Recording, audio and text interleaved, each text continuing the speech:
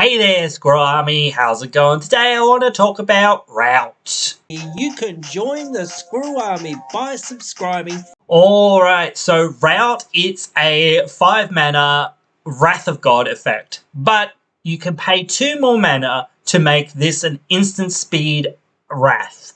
So that's really good. Because as I've said a few times, almost no one ever sees Cyclonic Rift coming, even though they know Cyclonic Rift's one of the best cards in the format and whatnot. Now, yes, I know this doesn't do everything that Cyclonic Rift does, and perhaps comparing it to that card is a little bit steep, but it does very similar things that people just won't see coming. Now, yes, it does affect us, it does affect you when you cast it, but that's still okay. I think, like, being able to be instant speed is flexible enough that we will take that it does hit our own stuff. I take Vanquish the Horde, and that hits my stuff too, or your own stuff, whatever you want to say, in that way as well, because it's so good, because it's usually just 2 mana. That's why, like, a lot of people run Blasphemous Act as well, because it's usually just 1 mana for the most part, most of the time, so you can just, like,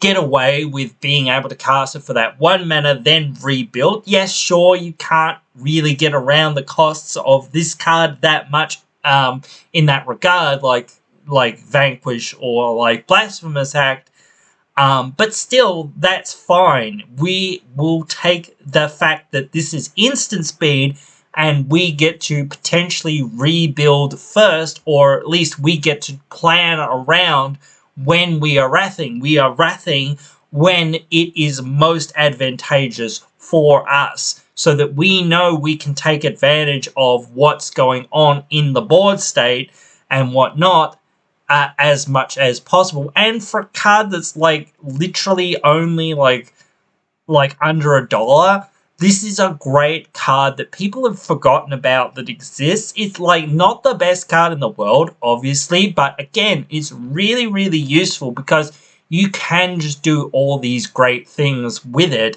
and then be able to make yourself the front runner after using a spell like this. That's why Cyclonic Rift and anything like that is so powerful and so good, because you can take the most advantage of it and you can do it at the point at which you need to. So again, if somebody's comboing off, or if somebody's about to Voltron us down, or, attack us with a horde of tokens from Krenko, or whatever else. Yes, maybe for the mana cost, we might not be able to instant speed it, but again, like, maybe we will be able to. It depends on what's going on at the time. Maybe we've got a bunch of mana rocks and things like that, or maybe 1 or 2 creatures. I don't know. Depends. It always depends. So again, it's one of those things. You've got to think of, like, what's the upsides to this. And yes, there are downsides to when you've got,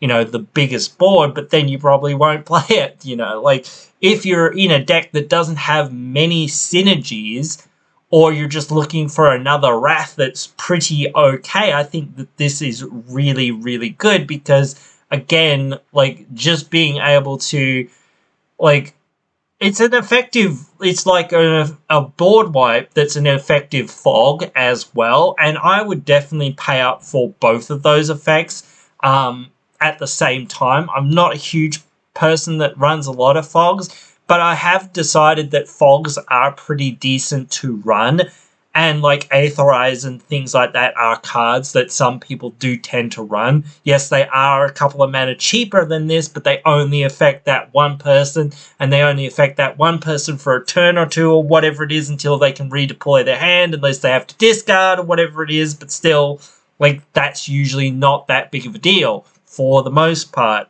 because most people know that, hey, look, that person's got 5 mana open and they're in blue. Oh, I guess they've got Aetherize. Well, I won't, spend most of my mana until I've attacked them, and then I can play all my stuff again. If you're playing this, you literally get rid of all of their stuff that's on board. Now, yes, they might still have stuff in hand, but they can't just recast what you just bounced them back to hand unless, again, they're perhaps playing a graveyard-centric deck or whatever.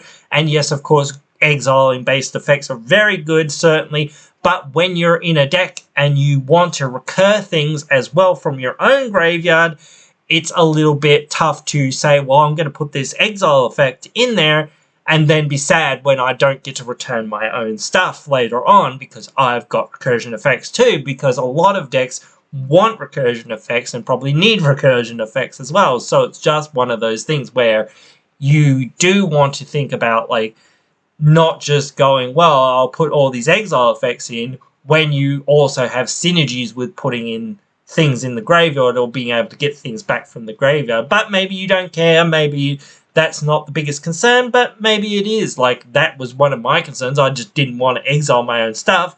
And yes, perhaps, like, the downside of exiling my stuff versus just being able to exile my opponent's stuff so that they definitely can't get it back or will find it extremely hard to get it back is probably, like, something to weigh up, certainly. Unlike if this was instant speed as an exile, I think a lot more people would be, like, right on top of it as well. So yeah, it's tough to say, but there are those effects that, you know, like, if something dies on your opponent's side, you exile it instead of putting it to the graveyard and things like that. So if you play these things in tandem with each other, well, look at that. I just exiled my opponent's boards, and then I got my board, but my board's in the graveyard. Especially like Lavinia, I think it is, or what's her name? Lisa, the angel girl.